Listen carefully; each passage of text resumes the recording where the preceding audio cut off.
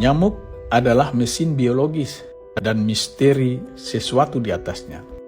Bayangkan sebuah makhluk yang begitu kecil, yang sering kita tepuk tanpa berpikir dua kali.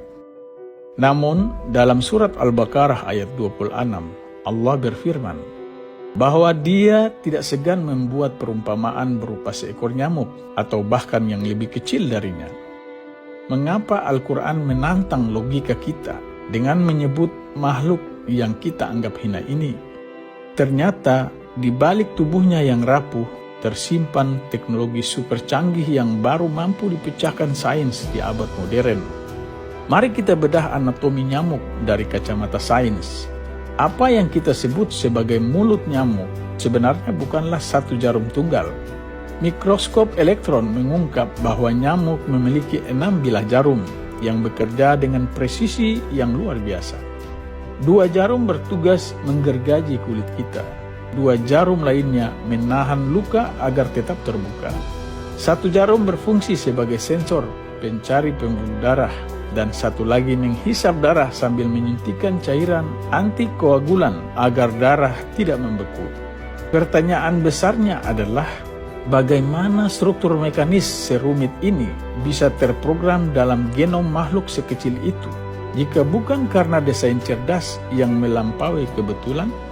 Namun, rahasia terdalam ayat ini terletak pada frasa "pamaukaha" yang berarti apa yang di atasnya. Selama ribuan tahun, banyak orang mengira ini hanyalah kiasan. Tetapi sains modern menemukan fakta yang mencengangkan bahwa nyamuk ternyata memiliki parasit mikroskopis bernama mites atau tungau yang hidup menempel di atas punggungnya. Bahkan, tubuh nyamuk adalah rumah bagi jutaan virus dan bakteri yang jauh lebih kecil. Ayat ini secara akurat memberikan koordinat bahwa di atas sebuah kehidupan yang kecil, ada kehidupan lain yang jauh lebih renik. Sebuah hierarki biologi yang baru terkonfirmasi setelah penemuan lensa pembesar berkekuatan tinggi.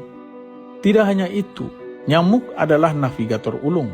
Mereka dilengkapi dengan thermal reseptor atau sensor panas yang mampu mendeteksi suhu tubuh manusia dari jarak jauh, serta memiliki sensor karbon dioksida yang sangat sensitif. Mereka bisa melihat dunia dalam spektrum inframerah untuk menemukan titik darah yang paling hangat.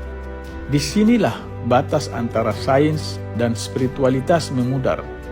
Kita dipaksa bertanya, siapakah yang mengajarkan nyamuk cara membedah kulit manusia? Siapa yang membekalinya dengan radar inframerah? Ini bukan sekedar insting. Ini adalah tanda-tanda keagungan penguasa alam yang tersembunyi dalam detail yang terkecil. Pada akhirnya, ayat tentang nyamuk ini adalah sebuah pukulan bagi kesombongan intelektual manusia. Jika memahami rahasia di balik satu ekor nyamuk saja kita masih tertatih-tatih, pantaskah kita meragukan Sang Pencipta yang mengatur triliunan galaksi? Surat Al-Baqarah ayat 26 bukan sekedar perumpamaan. Ayat ini adalah gerbang menuju kekaguman dan kerumitan alam semesta. Bahkan yang paling kecil di mata kita mungkin adalah yang paling besar dalam menunjukkan bukti keberadaannya. Terima kasih atas perhatiannya. Wassalamualaikum warahmatullahi wabarakatuh.